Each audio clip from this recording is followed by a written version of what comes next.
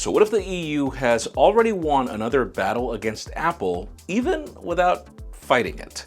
As yes, we hear that Cupertino is gearing up to open up the floodgates for iOS in the near future. New rumors of the Galaxy S23 point to powerful camera changes coming across all models, and you better believe that all Macs and iPads are going OLED, but the timing is a bit weird. I'm Jaime Rivera, and bravo to Argentina.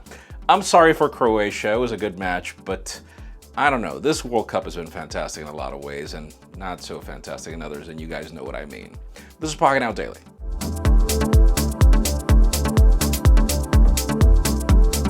The official news today are non-existent, but let's start with Apple since we have new information about some possible future devices. According to a new report by industry analyst Ross Young, Cupertino will introduce a new 13-inch MacBook Air, an 11-inch iPad Pro, and a 12.9-inch iPad Pro model with OLED displays in 2024. That's right, you're fine if you just got any of them right now or probably for the next year. So far, there are no more specific details, but Young also shared that all three devices will have two stacked OLED displays with two green, red, and blue emission layers for increased brightness and lower power consumption. He also reported that all three models would feature support for ProMotion up to 120 Hz refresh rate. And yes, I know, iPad Pros already have ProMotion, but this would be the first time that we see it on the MacBook Air, and we know how long it took iPhones. Also, let's not forget that currently there are no Macs or iPads with OLED displays. Apple's latest models are equipped with LCD, obviously different technology like mini LED and some, meaning that this change would get us a better contrast ratio and theoretically better battery life, even if I debate that, since OLED displays have self-emitting pixels that do not require backlighting, even if they're not necessarily that efficient. Ross Young has a very substantial track record when it comes to Apple products, so let's see if it ends up happening. Moving on, let's talk about Oppo and their upcoming flagship, the Find X6, which I'm gonna dub the Pro because it's the way it's always been.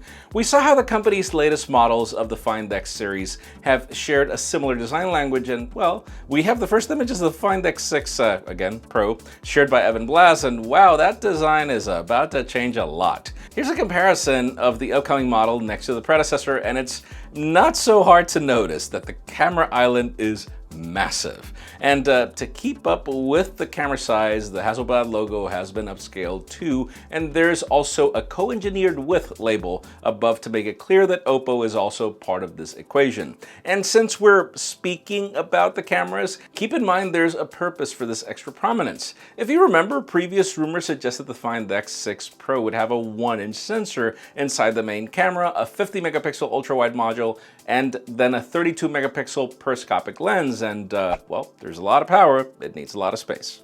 Now let's talk about Samsung and the latest rumors about the upcoming Galaxy S23 series. In a recent tweet, Ice Universe stated that the new series will support 8K video at 30 frames per second, which is a slight bump from the 24 FPS that we currently have had for, what, 3 generations? Also, the tweet mentions that the S23 in general, implying that all models are getting this upgrade, which would be impressive. Now moving on to the Ultra side of the lineup, TENAA posted a complete spec sheet of the flagship.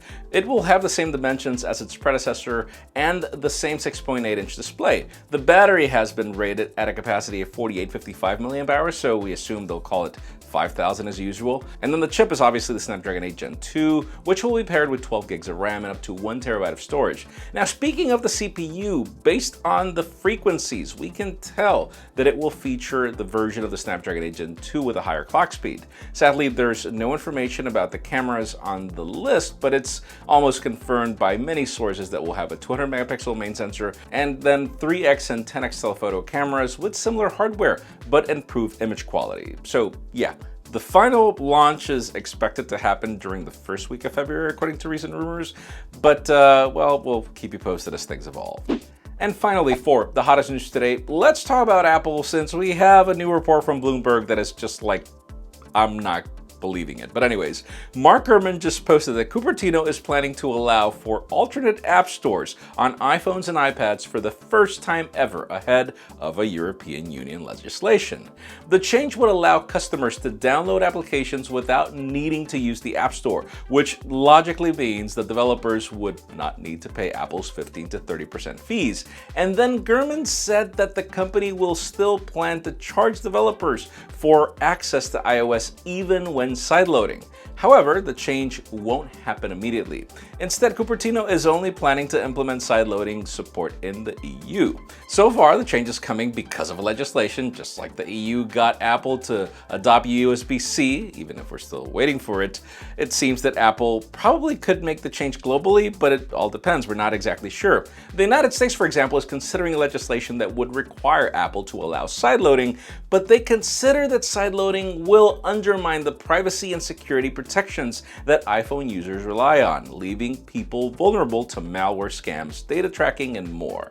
The Digital Markets Act that went into effect on November 1st will also have a major impact on Apple's platforms, meaning that we could see some big changes made to messaging, FaceTime, Siri, and more. And since Apple has until March 6, 2024 to comply with the EU's rules, the engineering and services employees are working to open up key elements of Apple's platforms while using a significant amount of resources for the change. The report also stated that Apple will have functionality ready for iOS 17 in 2023, which would put it ahead of the deadline. To protect users from the risks of sideloading, Apple is considering implementing security requirements such as verification, which would, wait for it, charge a fee in lieu of collecting money from app sales.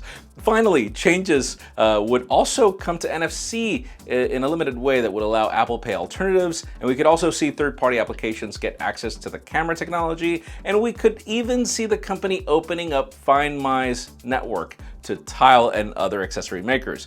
And if you're wondering what could happen if Apple doesn't comply with the Digital Market Act, well, fines could be as high as $80 billion. But anyways, in today's question, let us know, would you want an iPhone that allows all these liberties? Because in my case, listen, I'm mixed. I'll admit that I like the extra layers of security iOS has, but I simply hate how the file system works on the iPad. It's so archaic. So I feel that this is a step in the right direction if done right. I mean, Macs are pretty secure, so why not just adopt that? But that's just me. Leave us a comment down below. We'd love to know your opinion. Friends, again, if you want to get the news earlier, follow us on Pocketnow.com and subscribe to our channel for more videos like this one. You can also follow us on social media as our extended coverage happens on Instagram, and follow me on my personal handles to see me enjoy the World Cup for what it is. Please give this video a thumbs up if you like what you saw. I'm Jaime Rivera. Thanks so much for watching. We'll see you tomorrow.